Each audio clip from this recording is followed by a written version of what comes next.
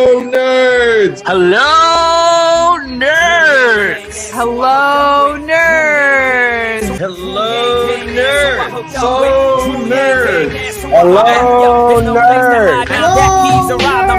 Hello, now with this campaign, bang, dang, it's in. Hello, nerds! Hello, nerds! Dr. Jermaine Johnson is back on Nerds for Humanity, formerly known as Nerds for Yang. We have so much to talk about, Jermaine. I wanted to hit a few things with you. I absolutely wanted to hear a little bit of the war stories of being on the Yang 2020 campaign, running things in South Carolina. I gotta hear how that all went down. And then I would love to hear from you what you're planning on doing next. And then we can talk about like current events and then take some audience questions. Does that sound like a plan? Sounds like a plan to me. All right. So let's catch everybody up. The last time you were on this show, there was just one guy, you in South Carolina. Yeah. We were starting to build it out. And you're like, hey, man, I got an office now. Like, it's like a real thing. Yeah. And this is before Iowa. Right? Yeah. And everybody was fired up, man. We were all ready to go. And it was just like, I felt like we were on the cusp of making history. Yeah. And we may still make history after all. And we may have made history in our own way. Yeah. But we certainly didn't end New Hampshire. I thought New Hampshire was going to be a launching point into a big win in South Carolina. Yeah. Or Nevada, then South Carolina. Yeah. So how did that go? What was it like, man, being on the inside? Man, we didn't, we didn't get what we thought we were going to get, but we definitely still made history. I mean, we changed the entire narrative. When I first started out with the campaign, like you were just saying, I was the only person for a little while. And we first started off and people were like, well, who's this Andrew Yang fella? Who's this guy? I can't believe you're supporting him. Oh my God. And then at the end of it all, everybody was congratulating me for a job well done. And I mean, it was like, man, your future is set with politics because of this guy and everything that you've done. And I had multiple of our legislators here in South Carolina have said, man, Yang could not have done what he did in South Carolina without you. And, everything that he should be proud and all this other stuff. So, I mean, we were ecstatic with what we've done here in South Carolina. I mean, we had no reason to hang our heads low. We kept our heads held high because, we believe that we really changed the narrative. And, now automation and, the UBI is actually part of the mainstream conversation now. So, I mean, I believe we did what we were supposed to do. And Andrew said from the very, very beginning that, it didn't really all the way matter if he was the president or not. It just mattered if somebody took on his ideas, if somebody really, listened to what he had to say, took his data, and really used it to better the humanity. Yeah, I mean, in a way, people are now talking about UBI like it's just Medicare for all a few years ago. Like it's starting to become more and more mainstream, and at least something for people to consider. When did you get word that the music for the official campaign was gonna stop? So I've been on the campaign for so long, so I was considered OG Yang Gang because I've been on for so long and been a supporter for so long. So I actually had a conversation about a week before the announcement came with Zach. Me and Zach talked about this, and we talked about the different scenarios that were possibly going to come up in the that next week of those before the Iowa and New Hampshire. He was saying, hey, if this happens, this is probably going to happen. If this happens, then this is going to happen. So we were looking for certain numbers in New Hampshire. If New Hampshire, gave us what we thought we were going to get, then they were going to continue on. But because we didn't reach those certain milestones, it was kind of it was like, all right, well, the math, we have this math guy, so he just knew the numbers. It was like, all right, well, we have no pathway to victory. But the thing is, I mean, they all called me, and we said our goodbyes. We all talked about it, and they respected us enough to at least come talk to us before this thing happened. So I mean, I was sad, I cried, I did it, did all my stuff, everything, but I was prepared when the day came. Yeah, so that's really interesting. So it sounds like there was a decision tree that was built prior, and it's like, well, if we get our butt kicked in Iowa, but we have an okay showing in New Hampshire, we'll do this. If we get our butt kicked, if we win in both places, obviously we'll proceed. And we probably didn't hit the thresholds we set internally for both Iowa and New Hampshire, and then the calculus was better to suspend and fight another day. Correct. Yeah. What do you think would have happened in South Carolina? Man, listen. And a lot of people in South Carolina were saying that they wish that he would have at least just held out until South Carolina, because they know the work we did in South Carolina. I mean, we were on the grounds everywhere. There wasn't one part of South Carolina that went untouched by us. Like we were everywhere. We're talking to everybody, doing speeches everywhere. I mean, it was an exciting thing.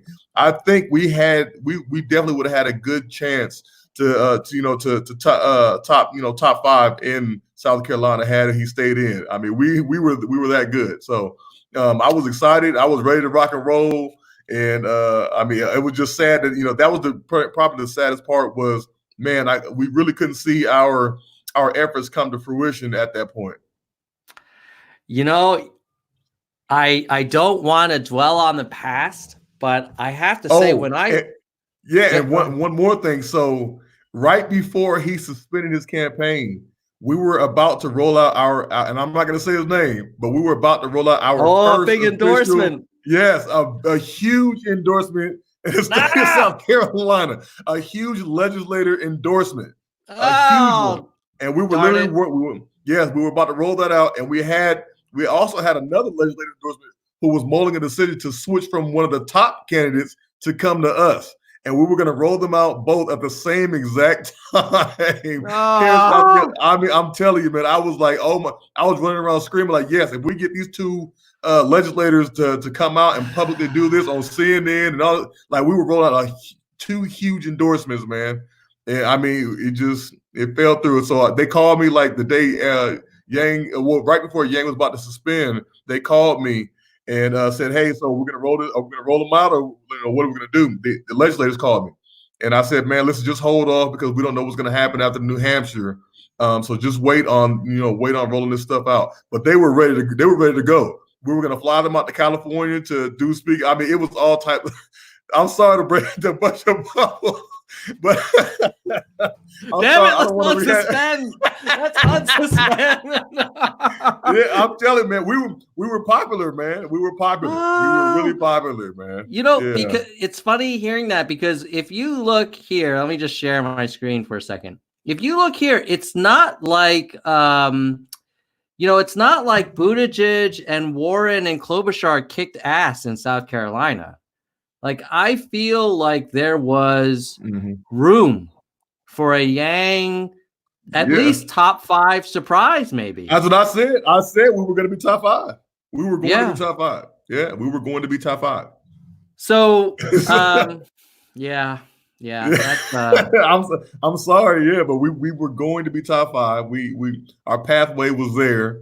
And people loved us. I mean, people literally loved us here in South Carolina. The UBI was doing really, really well here in South Carolina, better than all the other states. Like, it was doing really, really well here because of the people here knew how much they needed the UBI here. And it's definitely showing right now with this coronavirus outbreak that's happening.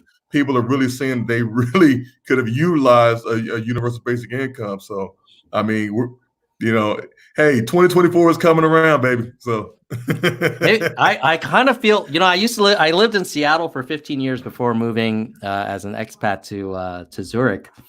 But when I was in Seattle, we had a pretty big Super Bowl, Super Bowl 49. Yeah. And I kind of feel like we probably should have given the ball to Marshawn. And I wonder, maybe we should have given him Jermaine Johnson. Maybe we should have gone beast mode in South Carolina, baby. Yeah, listen, I love my guys, man. I love them all, man. But I really think I think we could have done a lot better than South Carolina than we did anywhere else. Especially since the UBI was playing so well here in South Carolina, I think we could have really, played to that strength right there. I definitely think that because I was able to, get so much attention on Yang in South Carolina.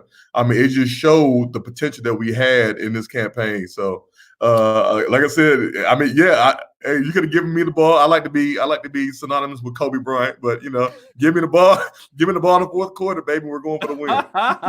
Big time players make big time plays, baby. Yes, sir. So, yes, sir. Yeah, I mean, because it's not like Bernie cleaned up the African American vote. Like, he didn't. I think there was some South Carolina vote to be competed for.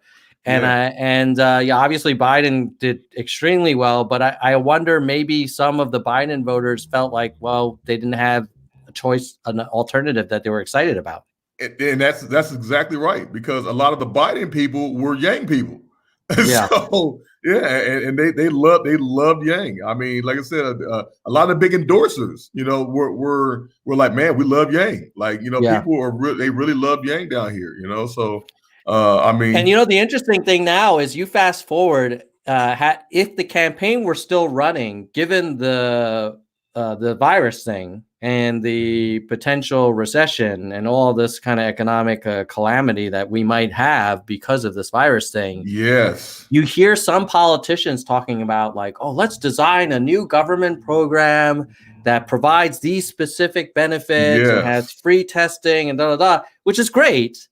But, it also highlights the power of just direct cash injection into the hands of the people, because what someone needs in South Carolina may not be the same as what someone needs in Ohio or in Nevada or, in California.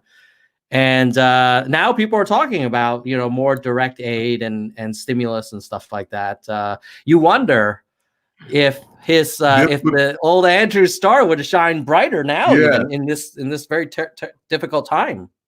Yeah, it would have been point taken. It would have been like, all right, well, this is exactly what he's saying. Yeah. All right, it makes perfect sense now. Like, it's hard to get people to really see some things. I mean, and even with human nature, it's hard to get people to really be empathetic and sympathetic until it comes and knocks at their door. When it finally comes and hits them, then it's like, oh, now I see what you're talking about. Now I understand. So the fact that this stuff is happening right now, where people are being sent home from work who are hourly workers, they're trying to figure out, well, how am I going to eat? How am I going to survive? How am I going to pay my bills? We have things that are going on. Like our governor just the other day, he asked that all the utilities companies, they no longer will cut off your utilities, and things like that. So it's like, and then a couple of our legislators are also proposing that people don't get evicted for the next 60 days. So it's just showing exactly what that UBI could have done, and it could have helped people, to get through a pandemic like this. I mean, people didn't really take him seriously until this pandemic hit, and now it's like, okay, well, now let's start doing something about that. But let it be known that Andrew Yang talked about it first. Oh, for sure. I almost wonder if the focus on automation as the sort of lead in to UBI may have kind of pigeonholed UBI as, oh, well, that's just a technology solution. It's just a solution to a technology problem, versus what it really is, and I think, in my opinion, which is a broader kind of general foundational solution to lots of problems that we can see and some that we can't predict. Like, I guess, well, let me kind of get out of the past for a moment. I mean, you and I could talk about Super Bowl 49 and Yang 2020 for like hours, but my sense is you're not like getting on the lazy boy and just kind of like hanging up your hat and saying, I'm good for now. What are you doing, man? What are you up to? Man, well, Friday, I actually announced my candidacy for South Carolina House of Representatives, District 80. And I am trying to change some things that are going on in my district And also I'm working on, I'm trying to raise 100. So anybody who's watching right now, I'm trying to raise 100K. I have to raise 100K. And the reason why is I'm trying to create a UBI pilot program in my district for 2 families. And those 2 families, we're going to study the results of it. We're going to study, how they are in the beginning, how they are in the middle, end, and have them meet certain criteria, but also meet up with, financial advisors and things like that to help them out. So these are some things I'm talking about doing. I actually talked to Andrew the day I was announcing. Andrew called me personally. He called me and said, "Hey man, congratulations. And, we're going to talk about some things." So very soon you all will be hearing about how Andrew has already talked to me about helping me. So, I've had conversations with him. I've had conversations with Zach. I've had conversations with Eric Sanchez. Everybody is pretty much on board with, team Jermaine Johnson to help me get into the state house here, because I've already told them that if Andrew is ever to announce that he's going to run for president again, that I will be the first legislator to publicly endorse Andrew.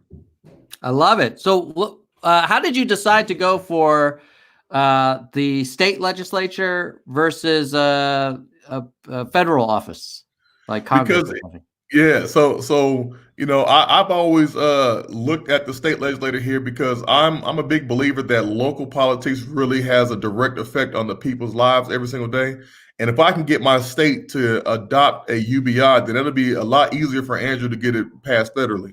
They'll be able to see exactly what's going on in these different states, but specifically in my district. So my district has, a lot of poverty, a lot of individuals who are going through some situations, a lot of seniors in my area. So, any type of, assistance that they could get, it would really change people's lives. We have a lot of gentrification going on, so helping these individuals out with a UBI or a policy that can address some of their issues, it would just go a long way. Kudos to you. I actually think that makes a ton of sense. And, I know there's a lot of UBI candidates running for U.S. Congress, and it's a much lower probability outcome. And I feel like if you can get into the South Carolina House, it's more achievable. Like that 100K could get you a really competitive campaign in the South Carolina House. For the Congress, 100K, it's like kind of you need a few million. You need a few million. This is like the high roller table. You can't go to high roller table with 2 chips. Exactly. So go ahead. Yeah, and the 100K is even more than I would if I was running a normal, state house campaign. 100K is actually, a real generous number. If I wanted to just do that, but because I want to actually help people and put my money where my mouth is, and kind of mimic what Andrew has instilled in me. The 100,000 is what's going to go a long way. So where can people learn more about your campaign and how to give? Well, you can go to johnsonforsc.com. Yeah, that's my last name, JOHNSONFORSC.com. You can see, my vision. You can see, a little bit about what I've been talking about. We're working on some new things. I haven't put the UBI pilot program on there yet. The reason why is because, like I said, I spoke to Andrew, and we have some special announcements that are going to be coming out very soon. So, that's not on there just yet. So just stay tuned for that. You've been talking to like the UBI Star Chamber. Yeah, man. I got a little something coming. I got a little something coming. So that's why it's very, very important that I can get the Yang Gang behind it, help us to achieve this 100,000. So we get this the sooner we get this $100,000 in the bank, the faster these announcements can come out, and the faster we can get these pilot programs going. So, that's the help I need right now, is just to raise. And I know the Gang Gang has the power, because like I said, so I've got about, close to 8,000 followers. All I literally need is for each of my followers to give $15. If each of my followers gives $15 just one time, we will go ahead and put this pilot program into place, and we can win this election. I love it. I love it. So let me just make sure everybody knows this is johnsonforsc.com, right? Yes, sir. I'm going to put that on the screen. I'll just sort of capitalize these guys so it's easier for them to see. Yes, johnsonforsc.com, right? Yep. And let me ask you, let's just take a look at this site together so everybody can just see the what you got going on here. Let's see if I can pull it up. I think it's this one here. Is this you? Oh, look at you got a little animated background image. You're messing around here. Yeah, man. Hey, what's the deal with the palm tree and the moon? That's South Carolina. That's our logo. Yeah, that is your logo. I did not know that. Yeah, that's beautiful. District 80. Tell me about District 80. So what's going on there? Yeah, District 80 is so where I live in a place called Lower Richland. That's the southeast part of Richland County, South Carolina. So I'm down here, and it goes all the way up into another county, which is Kershaw County. And if you know anything about, if you've been, looking at the news and things about this coronavirus, that's where we've had about, I think, 11 people so far in Kershaw County have come down with the coronavirus. So it's really, and I was out there yesterday speaking to the people to get them to give them some words of encouragement about where we're going forward in the district. But it's mainly about 30 some odd thousand, 40,000 people is in my district. Mainly senior population. We've got some youth, but it's a population that's really aging. And it's just time for a new District 80, because the individual that we have in there now, he's been in there for 21 years or so. He's served us well. He's been a great leader. He's been, he's done what he's had to do, but it's just time to kind of pass the new torch on to a new generation to actually be able to take us to new heights and things like that. Because with the support that I have, not just locally, but nationally, I can really bring in some new ideas, some innovations and things right to that area. And that's exactly what we need. I got to tell you, this is one of the best looking websites I've seen for a campaign in a while. Like this is you know who I have on my side. I have the Yang Gang on my side. So people that design are part of the Yang Gang. I was gonna say, like, there's some nerd power in here. There's some JavaScript going on in here, man. This ain't no like out of the box, like build your site in an hour kind of thing. There's some real stuff going on here. I've got the Yang Gang on my side. And you got some I love the photos too. I love the photos. This is great. Look at this. You got all these little like kind of endorsement looking icons. So those icons, if you go scroll back down to those icons. So those are all the different organizations that I'm a part of.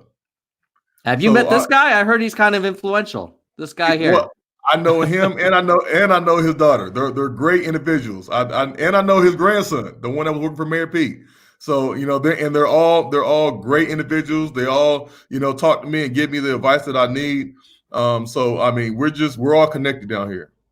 I love it. Let's see. Join our team. What does that do? Let's see. This is kind of the intro stuff. And then you've got your platform. Yeah, these are like real things that people care about. This is not just like pie in the sky stuff. Exactly. So a lot of the things. So some of the issues that we have here is that because of our population is aging, they can't afford to pay their taxes and things like that. So a lot of times that the taxes go unpaid and they end up for selling the tax sales, and then big developers come in and they swoop them up, and then the seniors can't pay the taxes. So now it causes gentrification, and then they're going to come and develop the area the way that they want to develop it. And that's not right. That's one of the things that African Americans deal with, is trying to build generational wealth. And if we can't pay our taxes, then the developers come in and swoop it up, and then that's the end of our generational wealth opportunity right there. Yeah, totally. So I'm going to click on. Oh, wow, you got. So you go into details too for each little section. Whoa, man, you've been busy. Man, yeah. Holy cow. Dude, this is great. So, actually, wait a minute. Let's see if there's, let's do a little usability testing here. I'm going to put you on the spot. Let's click on this donate button. Yes, click on the donate button. Oh, you can't. Click on the donate button. Hold on. Let me see if it'll work for me. Where is it? I think it opened up well, let's see. It goes to act. You guess where I'm supposed to go? Mm-hmm. This little donate area. It's got my visa already there. As you can see. How about I do one of these? I ain't gonna leave no tip. I don't believe in tipping them. Says hang tight. Well, that works. Hang tight. Almost done. Oh yeah, baby. Now here now. I don't know about recurring. Let's I'm gonna skip it for now. That is completely fine. That's fine, brother. I appreciate that. Yeah, man. Anything helps, man. That's what I've been telling people. Don't think that any donation is too small. I mean, if you have $1, go ahead and donate $1. Donate $3. Whatever you can afford. Please go ahead and contribute to the campaign because we need it, and the families that we're going to be doing this pilot program with, they definitely need it as well. I love it. Yeah, because the interesting thing about donating to you is, of course, a chunk of it will go to your campaign, but some of it is going to go to a South Carolina family that is in need. Right. Correct. Yeah. Yep. I love it. I love it. Well, look, if anybody is watching this live. And then there'll be even more people watching it on replay. Everybody just seriously consider whatever's comfortable for you. It doesn't have to be a ton. I mean, if you can do it, I feel like if you believe in Yang's vision, you have to start from the bottom up as well as from the top down kind of simultaneously.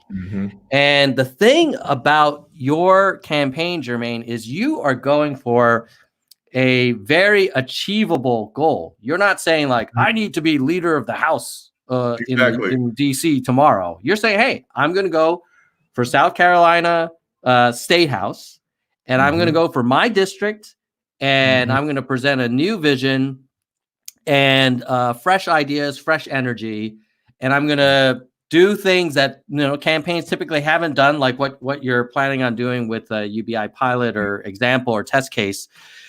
That could be a little spark that a year or two from now, people are like, well, you remember that Johnson campaign in South Carolina? That's a blueprint, right? And it is going to be a spark. It's going to be a spark, and it's going to change the way people are thinking. I ran this idea before I even talked about it. I ran the idea by a few high-level individuals and officials in South Carolina, and they said, oh my God, that is going to be a game changer. I said, absolutely. That's why I was thinking about it. So I love it. I talked to them about it, and they agree exactly with my ideas and what I'm trying to do for the state. So what is it like campaigning for the state house versus running the state operations for a national campaign? How has that transition been for you, going from staffer to principal? So literally, I'm not gonna be 100% honest. It's literally like the same exact thing.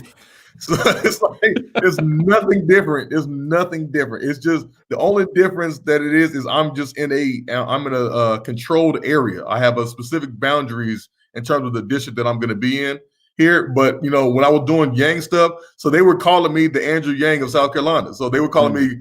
They used to call me Blandrew Yang and Blandrew Yang and Jermaine and all these different things because I was everywhere doing all those different things, speaking on Andrew Yang's behalf and kind of just laying out his policies and getting meeting with the different people. So that's literally the same thing I'm doing now. It's just talking to people, explaining the policies, things that are going to be changed for us. Like I said, I did my speech yesterday when I talked to some people in another county, and it's just literally the same thing. It's just running around talking to people all day long, showing them exactly what I have lined up for them. So tell me a little bit about the field. Is it like how many people are competing in District 80? And what do you think your chances are? And do you get any sense of like is there any data you can look at to understand like where how big of a gap there is? Like what's it like? What's going on? So right now, I'm the first candidate to announce that he was running for the seat. The incumbent that's there, they're saying, the incumbent. I spoke to the incumbent, and he told me that he was going to be, applying to run again. Filing to run again in the seat, 1 or 2 more terms. So there's a mutual understanding where we're both running, so may the best man win. But the community that's out there, they're saying, hey, we support you. We support the incumbent. We support you as well. But we're looking for something different. We're looking to move forward with a new generation and new progressive ideas because, as good as the incumbent has done for us, he's done a lot for our district, but he can't hold on to it forever. The reason why he can't hold on to it forever is because, times are always changing. Technology is always changing. People are always progressing. And the individual we have in there, he's 84 years old. And he's had a good run, but it's just kind of time to pass the torch on to a new generation. And I'm just looking to be that individual. Did you say he's 74 years old? 84. He's 84. He's been in there for 21 years. Yeah. So it's just time. It's time for, and that's what the community and the district is saying. The community, community and district is saying, hey, he's been great. He's been amazing. I'm saying the same thing. He's been great. He's been amazing. However, it's just, it's time. It's time. And, as much as, I don't want to be that individual to say, hey, listen, it's time. I'd rather somebody else say, hey, it's time, but it is his time. It's just his time. And I would like him to kind of stay on as an advisor to, kind of say, hey, Jermaine, consider this, consider that, because there's no price on wisdom that you can put on things. But it is time to add in some more progressive ideas. Yeah, I just let me make sure we're talking about the same dude. Hold on a second. Let me share my screen here. Is it this dude, Jimmy Bales? Yes. Yep. Oh, so he's been there since '99. Wow. Yes. He's been in this job since before Y2K. That's like around the time of like Windows, like 95. Service Pack 2. He's been there a while. He has definitely been there a while. But brother has been there before when we used to have like the before smartphones. Yeah. He's been there a long time. He has been there a long time. But like I said, he has done some great things. For our state, and he's beloved by a lot of individuals, but the sentiment is just, it's just his time. It's just his time. And we have to learn, when to pass the torch to a new budding generation who is just as capable to bring the same fight, to bring the same energy, and to really infect some new ideas and some new changes. Yeah, I mean, I would bet probably when he was running back in '99, maybe he was the guy with the new ideas. Correct. Yeah. He was the guy. But I mean, if he had, if he had a kid at that time, that kid be in college now. Like that's a long time. So, yes, it is. But here's the great thing. If you build up a little war chest, and you've already been the first to announce that you're challenging this seat. And everybody's like, well, look, you've got Jimmy, who's been there forever. And then you've got Jermaine Johnson that's got the Yang Gang behind him and it's doing all this crazy stuff. Like, maybe this is not your year to try for District 80, Bob or Joe or whatever, Dane. And I think we want this to be a one-on-one between you and Jimmy. Yes. And the way everyone who's seeing this video can help Jermaine kind of claim the one-on-one is to build up. That's why I think your site's great already. It's sort of establishing you as like, no, I'm legit. I'm here. I'm going for it. Yeah. And then we kind of fill up the coffers a little bit so you can do some innovative stuff. Who knows, man? So like, what are you hearing from constituents when you talk to them? Because I bet some of them are saying like, well, Jermaine, you're a great guy and all, but I grew up with Jimmy Biles. Like I know him, he's like part of our district. He's a household name. Maybe we just kind of like, leave well enough alone kind of thing. Yeah. They're all saying the same thing. They're all saying, it's just his time, like the constituents. So I've had maybe 2, I think, legislators say, hey, man, listen, you should probably wait for him to step down when he wants to. But, I've talked to Dr. Bales, a couple of years ago, and he said it was going to be his last term. And usually the last term comes up and then he announces again he's going to run again. And then, it kind of goes that way. So, how long am I supposed to wait, for the time to be, the time to take on, the challenge of being the new leader here in our district and being a new leader here in our state? Because, you have to think about all the great leaders in the United States, who they have been. Imagine if somebody told Dr. Martin Luther King that he should wait. He was younger than I was when he started. You have to think about these different things. It's no longer a time to wait. You got to think about, things that are going on with this state of emergency that we've got. This is a state of emergency that we've got to change some things going on. And I want to be, the influence for my state to take on things like Medicare. We need this. That is a state of emergency for us. When you have seniors that are literally dying because they can't get to a hospital in time, or you have seniors that are dying or trying to choose between prescription drugs and eating that night. When you have kids that are literally going to school just so they can get food. When they leave school, they're not getting any food at night. We've got a lot of issues and things that we need to change. And as a state legislator, I will be able to have a direct voice in how we can address these issues and solve these problems that are plaguing the people in my community every single day. Totally, man. Totally get it. It makes complete sense. And it's hard. It's hard for a player who's had a lot of success to also walk off the field. Yeah. Maybe Jimmy, he probably thinks he's like Tom Brady and he can just play forever. But 1999 is I have a little like time machine for us here. I found this fun thing. Look at it. Here we go. 1999.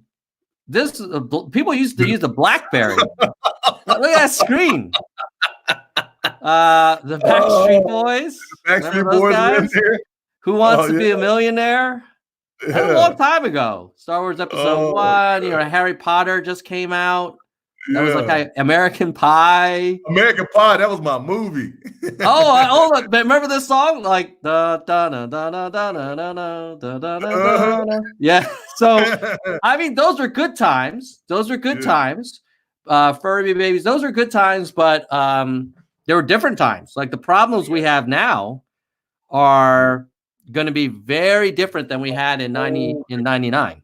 I mean, so we need fresh ideas, and I love how maybe there is a path where Jimmy can still be part of the solution, but can kind of hand the ball off and cheer you on from the sidelines and during the timeouts and give you some advice, right? But he doesn't have to be throwing it down. Correct. He doesn't have to be the Shaquille O'Neal, man. He doesn't have to hang off the rim. Yeah, he could be Brian Shaw. It's just like I said, I've already asked, that win, lose, or draw, whatever it is. I would love for him to be an advisor. I would love for him to stay. I want him to come to the State House every single day still. I want him to sit at the desk every single day. I want him to give me some advice every single day. I want him to do exactly what he's still doing now, to assist. Because, when you get an elder in the room along with a young person, you get the best idea because you get wisdom and experience along with, well, did you ever think of it this way? And you get the technological advances. I mean, you get everything that you need to, move society forward. Don't forget your roots, but also, just accept that times do change. 100%. Now, let me ask you this, Jermaine. If you didn't, let's say you go for it and then, the numbers don't come out in your favor and he gets reelected, but he wants you to work with him on his team in some capacity, kind of the opposite of what we were just proposing. What would you say? I'm going to take him up on his offer. I will take him up on his offer. I've already discussed that, I'm going to be doing a lot of canvassing, and my canvassing is going to be more of listening, and it's going to be a listening tour. So I'm going to go knock on about 5,000-6,000 doors and get the information from every one of those citizens to say, all right, what are the issues that are concerning you? What are some things that you want to see from your legislator? What are some things you want to see for your district? And I'm going to create a whole report, because that's what I do, dissertations and reports and things like that. So I'm going to create a report. And if I'm the one who wins, I will be using that report to address all the issues that are going on in the district. If I lose and the other individual, then I'm going to be able to provide that report for the winner. Because it's not about me. It's about the people in my community, the people in my district. So, win, lose, or draw, whoever is the person that's going to be in the State House will have a lot of information and will have the answers and concerns of everybody in that district. All right. Well, listen, Jermaine, I want to save a little time for audience questions. Before we get into that, was there anything else that you wanted to expand on that we haven't touched on yet before we jump into the audience questions? Man, if you ever are working on a presidential campaign, I need you to understand that you do not control everything. People, for some reason, thought that I could control everything. And I was like, man, listen, I can't control everything. I'm not Andrew Yang. So I would get, messages and phone calls saying, hey, listen, you got to get Andrew here. It's like, I can't. I can send him a text, but I can't. I can't do that. There's some things like that where you don't control everything. You're on their time. There's plenty of times where, we had no idea, and we get a phone call. It's like, hey, Andrew will be in town next week. It's like, oh my God, we need you to have a full 3-day schedule, just planned out and done. It's like, oh my God, like we've got 2 days before next week starts. It's like, and I need that by 5 o'clock. It's like, oh my God. Like, so. And I wouldn't be surprised if the day before they say, all right, look, plans have changed. We're not coming down. And then you're like, that happens so many times. Oh my God. Listen, that happens so many times where we literally scheduled everything out and it was like, oh my God. And then listen, no, we won't be able to make it this time. It's like, oh my God, I just did all that work. It's like, yeah. So I got to call everybody back. I had a small taste of that when I was trying to get Evelyn on the show. Yeah. And, like these principals are just doing a million things and they're doing sort of like audibles all the time. So that's rough. And I mean, there are some people that even gave me feedback like, hey, you need to tell the campaign to do this. I'm like, dude, I'm some random guy on YouTube. I don't run that campaign. I don't talk to Andrew every day, man. I try to get him on the show, And even for myself, a lot of people thought that I had more power than what I actually had. So, I have to thank the Yang Gang for, giving me the influence and the voice that I had. But, really, it's like I was literally just the South Carolina guy. But people always assumed that I was part of the HQ and I was part of the headquarters. This, that, and the third. I'm like, no, I'm literally just some guy in South Carolina. I'm literally just a guy in South Carolina. But y'all seem to think I work here, man. I just work here, but. Going down the line, I actually did become more of an influence for the HQ and for the campaign because they saw that I actually had a good intention and that my that my ideas and things were good. So they called on me a lot more often than somebody else. I could see that, man. I mean, you have you clearly have your finger on the pulse of what the voters are thinking about, particularly in South Carolina. And let's be fair, like clearly having bridges to the African-American community is crucial to anybody running for president. And you also, I remember when we had our first conversation, Jermaine, I was like, you're trustworthy. I feel like you're trustworthy. You're not like some slimy person, right? Because a lot of these people are in politics. You're like, I don't know about that. Yeah. But I feel like you're one of those guys that if you said, "Hey, I'll pick you up from the airport at 2 a.m.," like you'd be there. I'm there at 1:58. Yeah, but you know, not everybody's like that. Not everybody's like that. Yeah, it's a shame. It's a shame that it's like that. I think that that might be some of my downfall, is the fact that I'm not a dirty politician. I'm not a dirty player. I'm not going to sling mud at my opponents. I'm not going to do any of that stuff. Like that's just not me. What works in my favor is just being a genuine guy and always caring for people. Because when I care for people, people care for me back. So I mean, I'm just that type of individual. So you won't catch me out here slandering anybody. I'm not going to do it. I'm always going to tell you the truth. Yeah. All right. Well, let's get into some audience questions. So here's one. Do you have any thoughts on whether maybe Andrew should have skipped Iowa and New Hampshire, or maybe for 2024, and focus on South Carolina? Maybe his vision might resonate more with folks in South Carolina than the Iowans and New Hampshire folks. That would be, if they asked me for my opinion, that would be my opinion for him to do so. I think that the way Tom Steyer was really here campaigning in South Carolina, I think Andrew should be doing the same thing in 2024 if he decides to run in 2024, because they literally did like polls in Iowa and New Hampshire and all these different places, and the polls in those states were healthcare. That's what they were really concerned with. In South Carolina, it was UBI. Yeah. We like UBI. Yeah. So a lot of the time we were literally promoting an item or a benefit in a state that didn't want it. So if we were promoting that same benefit in a state that wanted, obviously it's going to play better. So that would be my thing, is to say, hey, listen, we're going to continue to run on the same platform. I say go to the state that wants that platform. Yeah. Absolutely. Let me ask you this in terms of the 2020 campaign right now. Were you sort of surprised at the way the field has shaken out? Are you endorsing anyone for president now that Yang has suspended? I'm endorsing whoever my boss was endorsing. If Yang is supporting Joe Biden, I'm supporting Joe Biden. He's obviously done the numbers. And if the numbers are showing that Joe Biden will be the nominee, then that's who I'm supporting. I believe that whoever the Democratic president will be for next year, Andrew Yang will be in that White House. He'll have a voice in the administration. So we have to have him. I believe that much and that strongly in his ideas and his policies and his vision, that I'm going to stick with him. I'm not one of the individuals who's saying, all right, well, Andrew's doing this, that. No, I'm there. I'm a supporter now. I'm gonna be a supporter later.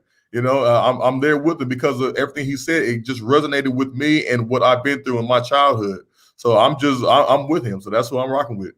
Right on. Yeah, I think there's some. It's interesting that now that the campaign's sort of suspended and we're moving into a new phase, that there are not a lot, but there are some Yang Gang who've, they've kind of moved on. Yeah. And I kind of feel like, well, if you believe in what this guy was saying, you believe in his ideas, like why let Iowa and New Hampshire 1 year sort of kind of completely change like where we stand? Like if it's worth fighting for, then it's worth fighting for over many years, right? Yeah, absolutely. And I can't understand, well, I mean, I guess I can kind of understand why people would kind of, lose faith. But I just want people to consider the fact that, if Andrew, because we know what Andrew has done in this campaign cycle, bringing this thing to the forefront and actually having everybody on the stage to actually say, what he's saying is real. And, we've done a little bit of research. Elizabeth Warren, she was like, he's making sense. And, everybody saying that he's making sense. And Joe Biden agreeing with the fourth industrial revolution. I mean, you have to know that these people are going to be reliant upon Andrew and his data and all the different and his ideas. So if you literally walk away from Joe Biden, you're walking away from Andrew Yang. You're walking away from a better future that's gonna happen for all of us right now, because we know that, Joe Biden and them, they have already everybody had called Andrew to say, hey, we want to work with you. We want you to be a part of us. So if you abandon the Democratic Party, if you abandon Joe Biden, if you abandon these individuals, when it comes time in November, then literally we're giving up any opportunity of having Andrew Yang in the White House or anywhere in any administration to assist us when we know that's exactly what his plans are to do. Yeah, I hear you. I mean, I feel like Yang's this great talent, and you might not love the Patriots, but if you get a call from the Patriots and they're looking for, a new tight end or, whatever, a new running back, like you got to take the call. And if the Patriots are going to the Super Bowl and you want to be on, you want to make an impact. Yeah. Sometimes you can't pick your home team. You can't play for the Seahawks. It's just the way it is. That's the way it is. Yeah. And plus, I like whenever I see Biden and Yang on stage, like after those debates or when Biden talks about Yang, he gets a little sparkle in his eye. I think he really likes and trusts Yang, right? He really does. And Biden's people, they had called us long before we had dropped out. And I've talked to all of his staffers, and the staffers are great. So we all have a mutual understanding. We all have great feelings toward each other. I'm willing to bet. I'm willing to bet anything that if Joe Biden is the winner of this election coming up in November, that Andrew Yang will be there. In what capacity? We haven't decided that yet. But he'll be there. He will be there. Yeah, I would love to see the two of them on stage where they do the arms raise thing, the running mate. Oh, that would be amazing. I mean, that would be unlikely, probably a longer shot, but you never know. I mean, Joe's been around long enough that he might say, I don't care what my political advisors say about my ideal running mate. I want a running mate that I trust. I want a running mate that I can rely on. I want the best person for the job. If it happens to be some Asian dude that likes math, like that's who it's going to be. Yeah. And you would, I mean, we could hope that would happen, but if it doesn't happen, I'm still saying that Andrew Yang will be somewhere in this administration coming up. Yeah, no, I buy that. And I could see Yang being highly trusted by the cabinet. Yes. And, he's just a very reasonable guy. And he also would show up, I think, at 2 a.m. at the airport if he said and he did. So a lot of people, I've told the story before, but, when he went to California, Andrew literally picked my dad up. He picked my dad up and took my dad to the rally that was in LA. That's awesome. I mean, I was like, what the heck? Like, yeah, he picked my father up. So, and they called me on the phone, and Andrew was like, man, listen, this is family first. He said, I'm a family first guy, and we're going to treat your father like we're going to give him the presidential treatment, and that right there, that sold it for me, man. He was like, he didn't know my father. He just knew me. And again, like I go back to, I'm just some guy in South Carolina, and he's picking my father up to take him to a rally in LA. So, I mean, it was just, I'm with Andrew to the end. Yeah, that's awesome. All right, here's a question from a mind with heart. What's the single most important thing Yang can do to help your campaign? Help me donate anything that you can. Help me raise that 100,000, and then share it with anybody and everybody that you know to help me raise that 100,000. I mean, the Yang Gang has the power to raise that 100,000 like overnight. So the faster that I can get this 100,000, the more voice I will have to be able to say, hey, I've got this 100,000 down. Now I'm going to go ahead and I'm going to start implementing this pilot program because I want to do it while I'm on the campaign. I want to go ahead and say, hey, listen, this is what we're all about. We're humanity first. We all believe in this. It's not just me. I have a whole team of humanity first individuals who want to bring this humanity first idea to this complete district here. And then when it spreads from the district, it's going to go all the way across the state. And once it goes across the state, then we change the whole trajectory of the state. So we get to show that. So, helping me to raise this 100,000 is going to be extremely important to us implementing this pilot program that we want to do. Yeah, no, that's where are you at? Are you starting from zero, or how much do we have to go to get to that 100? Oh, Lord have mercy. So I think right now we're only at like 6,000 or 7,000. Okay. So we've got about 93 more to go. So I mean, but like I said, so that's literally, I think, how many followers does Zach have? I mean, Zach or Andrew. Andrew has 1 point whatever million. So I mean, if they all just gave $1, you know. That's right. That's right. You'll be 10x. Yeah, if they just get $1, you know, something like that. So that's why I keep trying to, you know, stress that it doesn't matter how small, you know, your donation is, you know, as long as everybody contributes. You know, don't make it a point where it's like, all right, I'm gonna donate tomorrow, or I'm gonna donate next week, or I'm gonna donate. No, I need you to get on there now and go ahead and donate that, so I can go ahead and utilize it, and that would give me more power to say, hey, listen, we're getting closer to this, we're going to implement this. So, you know, I can't implement the program without the money. So I need the contribution so I can implement what we're trying to do. Let me ask you this: when you do implement that program, are you going to be willing to share sort of like how it's working for the recipients and Absolutely. what you're learning and what you would do differently, and, you know, kind of the insights that you're gleaning from that kind of thing? Absolutely, 100%. The reason why is because, you know, this isn't just to help the people in my district. It's to get the results and see how this thing helps people, so we can implement it all over. You know, we have this thing where we have legislators who like to hoard all the information. They like to hoard everything. They like to keep it to themselves. But I'm not that guy. Like I said, I'm going to do all this canvassing and all this, you know, hearing about the issues and concerns, and I'm willing to turn it over to whoever needs to hear it. You know, because open source it. And I hope, you know, so let's just get this thing out there so we can help, you know, the mass of humanity, and not just to keep a vote in your favor.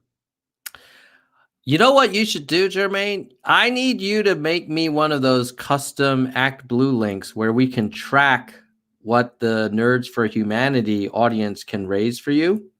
And like, we should set a goal where we try and raise 10K of that 100K goal. Yeah. And then, but then we got to get you to come back on and let us know, like, what's going on and what are you learning and how's it working out? Absolutely. You know, you can have me on here anytime. You know that. That's great. All right. Well, as a follow-up, maybe have your people send me my special link, and then I'll share that out. But anybody who's watching this now, like, don't wait for that link. Just go straight to Jermaine's site at johnsonforsc.com and donate directly. Because, I mean, the good news is your election. I mean, when are they gonna? When is the primary? When are they going to decide? June 9th. June 9th is the election. So yeah, I'm saying if I can raise it within a month, if I can, you know, and within this next month, we can raise 100,000. That means we can go ahead and select it, because we want to do it for 2 families.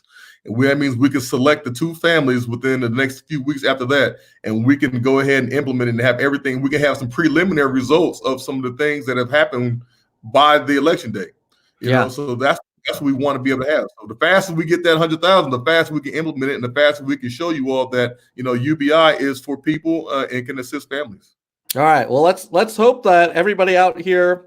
There's already, like, for our conversation, there's been about 100 concurrents just on YouTube, and probably that means like close to 100 on Twitter, and then this will get a replay view of probably close to 1,000. So, I mean, shoot, if everybody that watches this video gives you $10, you'll get 10,000. So hopefully, there you go. You see, you know, so that's the math. Yeah. All right, people are still asking me for Yang gear. People are still asking me for Yang hats and all types of things, man. It's great. They like that man. I bet that 2020 Yang gear will be like collectible. Yeah, and I've got it all.